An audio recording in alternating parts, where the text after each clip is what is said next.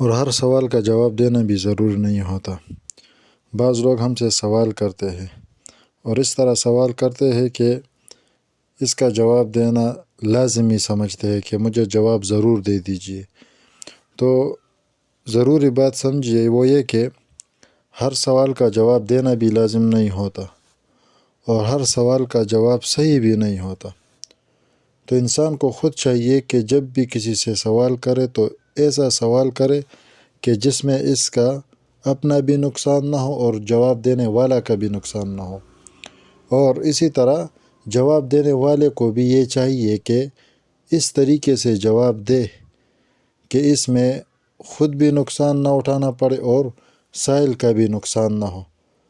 اور جواب دینے کے لیے لازمی بات یہ ہے کہ اس بات پر سوچنا چاہیے کہ کیا اس کا جواب ٹھیک ہے یا ٹھیک نہیں ہے۔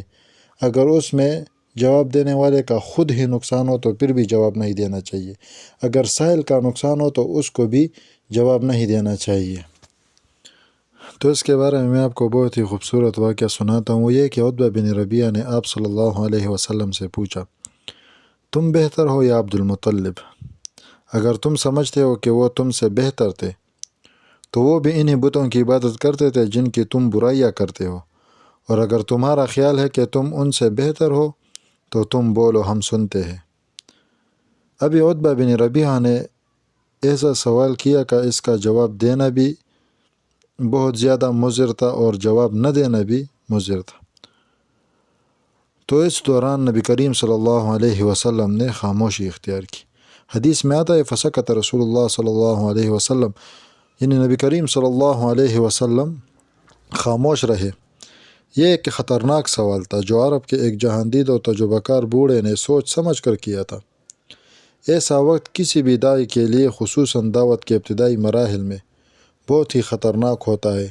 ذرا سی جلد بازی، جذباتیت اور شریعت کے مزاج سے ناواقفیت اس کی دعوت کو ابتدا ہی میں سبوتار کر سکتی ہے۔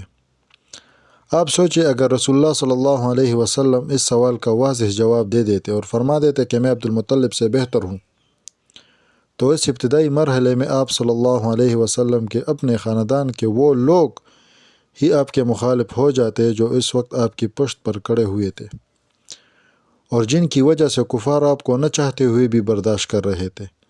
عبد المطلب قریش کی ایک نامور شخصیت تھی، سو اگر ایک نوجوان ایسی شخصیت ہی کو غلط کہہ دیتا جس کی بزرگی پر سب متفق تھے، تو ابتدا میں آپ صلی اللہ علیہ وسلم کو وہ حمایت بھی نہ ملتی جو اس وقت آپ کے خاندان میں آپ کو مل رہی تھی۔ لیکن آپ صلی اللہ علیہ وسلم اللہ کے رسول تھے، چنانچہ آپ صلی اللہ علیہ وسلم نے اس بات کا کوئی جواب نہیں دیا اور خاموش رہے۔ پھر عتبہ نے آگے بات شروع کی۔ تو ہمیں چاہیے کہ ہر وقت سوال بھی نہ کرے اور اسی طرح ہر بات کا جواب بھی تلاش نہ کرے۔